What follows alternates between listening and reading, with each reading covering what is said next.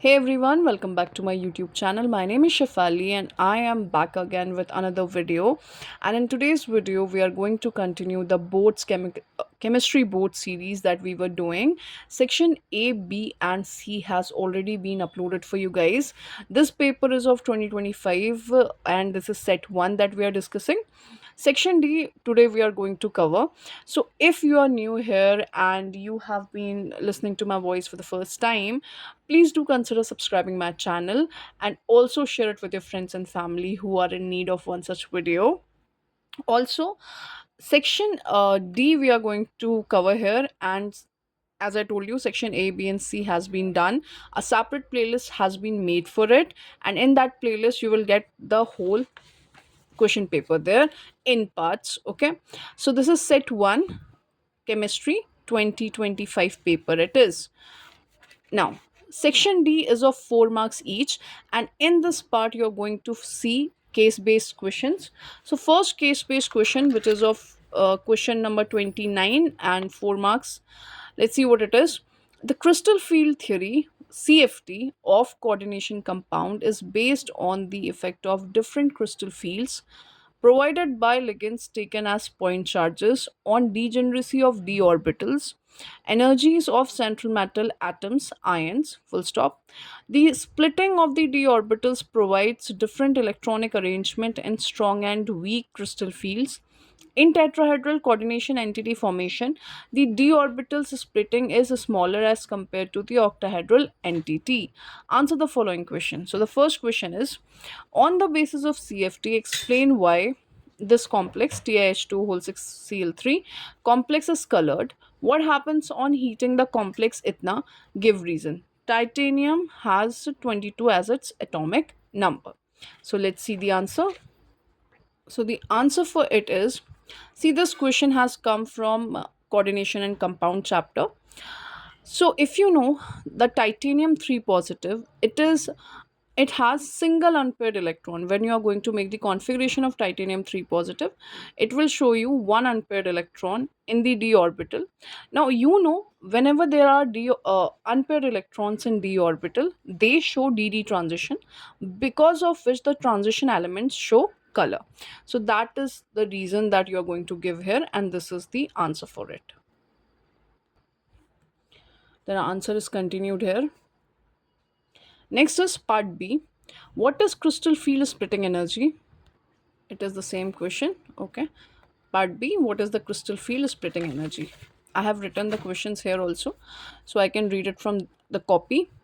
The energy difference between the two sets of d orbitals in transition metal ion, that is known as crystal field splitting energy. Okay, so when the ligands approach the d orbital, the degenerated d orbitals, they split into two sets. Okay, that is T2G and EG in the case of octahedral complexes, and the difference between the two, that is known as your CFT, that is known as your CFSE, sorry.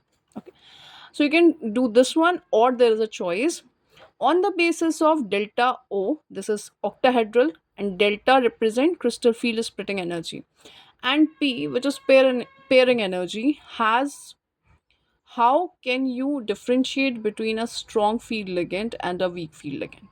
So in the case of strong field ligands, the splitting energy is the splitting energy is higher in comparison to the pairing energy. Okay, and in the case of weak field ligands, the pairing energy is higher in comparison to the splitting energy. So you have to write it. Okay, this is for half of marks, which will make 1 marks, and if you attempt this one, it is of 1 marks. Next is, why are low spin tetrahedral complexes rarely observed? So because the delta T, now when I say delta O, this represent octahedral crystal field splitting energy, and when I say delta T, it represent tetrahedral crystal field splitting energy. Okay, so delta T is less than the P for tetrahedral complexes. This means that the electron pairing in d orbitals is not possible. So this is the answer you're going to write for it. So these were your questions. Okay. Next is question number 30. So in section D, because it's a case based questions, so in this you are going to see only two questions, two case based. So section D is going to be of 8 marks, okay? Total 8 marks. 4 marks that, 4 marks this. So now I'm not going to read this. It is from organic part, chapter is amines. So we'll move straight to the question. You can read this on your own. Next, answer the following question. First one is, how can you convert the following? Conversions are very important. Okay, so do study organic carefully. First is ethanoic acid to methanamine, and second is propane nitrile to 1 amino propane. Also, why am I saying to study these parts carefully? Because these are very confusing. Whenever it comes to conversions, name reactions, students are too confused, क्योंकि बहुत सारी name reactions हैं, convergence हैं, तो बड़ा confusion हो जाता है, इसीलिए थोड़ा सा अच्छे से पढ़ना है इसको, okay? Organic specially. So ethanoic acid to methanamine. So ethanoic acid is this, methanamine is this, and this is how you can drive the conversion. Propane nitrile to 1 amino propane has not been done, so this will be your homework. You do it, okay? You can find it easily. This is from chapter amine. Next, why is pKb value of aniline more than that of methylamine?